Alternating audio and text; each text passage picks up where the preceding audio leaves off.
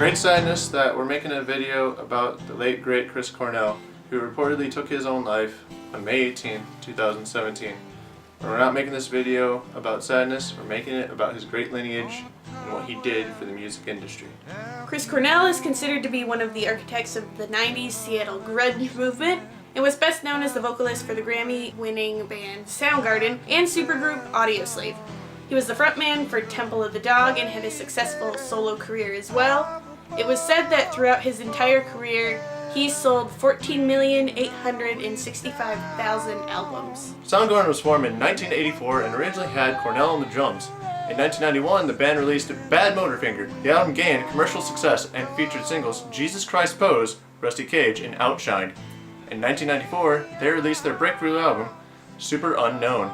This album featured the hits Spoon Man and Black Hole Sun and achieved quintuple platinum status. In 1997, the group disbanded, but alongside Nirvana, Pearl Jam, and Alice in Chains, Soundgarden became one of the most successful bands to come out of the grunge movement. During his time in Soundgarden, Cornell recorded with the members of what would become Pearl Jam under the name Temple of the Dog. Their only album was a self-titled album that contained Say Hello to Heaven and Hunger Strike. In 2011, Temple of the Dog had a live reunion at the PJ20 Festival in Wisconsin. Cornell's other large band, Audioslave, was formed out of the remnants of Rage Against the Machine and himself. Their self-titled album was released in 2002 and contained popular songs like Code Cheese, I think that's how you say it, Like a Stone, and Show Me How to Live. Their second album, Out of Exile, debuted at #1 and had gone on to receive platinum status. It contained Out of Exile, Be Yourself, and Does It Remind Me. In 2007, Chris announced his departure from Audioslave, but in 2017, Audioslave reunited at the Prophets of Rage's anti-inaugural ball. So Chris Cornell's death hit a lot of us pretty hard. Zero had a very sad trip to the festival that Chris Cornell and Soundgarden were supposed to headline. Rock on the Range was last weekend, and yeah, the news about his death came just, I think it was the day before. I almost said after. The day before. Like a day or two. And we, I just remember not really wanting to go after I heard, but they said that there was going to be a tribute to him, so I was kind of curious, and I was also excited to see like how this giant event was going to show him respect.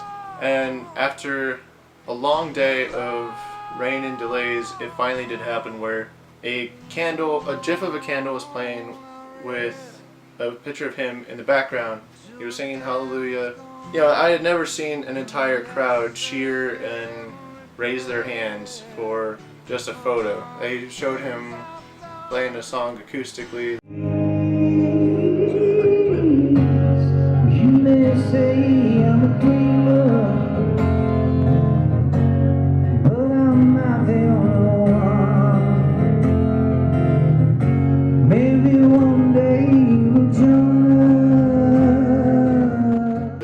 Had him doing a voice-only version of Black Hole Sun. It was hard, and I will admit, I shed a few manly tears. And to pay their respects, Christian from Stone Sour, along with the singer Corey Taylor, who weren't even supposed to be there, popped up, and they were singing a couple of songs, and that was honestly one of the hardest parts. Like seeing another guy from a completely different band, wasn't supposed to be there, came all the way out to Rock on the Range just to give one last goodbye to Chris Cornell. You look like you're gonna cry though. You look like you're gonna cry. It was moving. It was moving. I gotta say that. I feel you. I was listening to an entire Audioslave playlist at work today. In the middle of work, I started crying.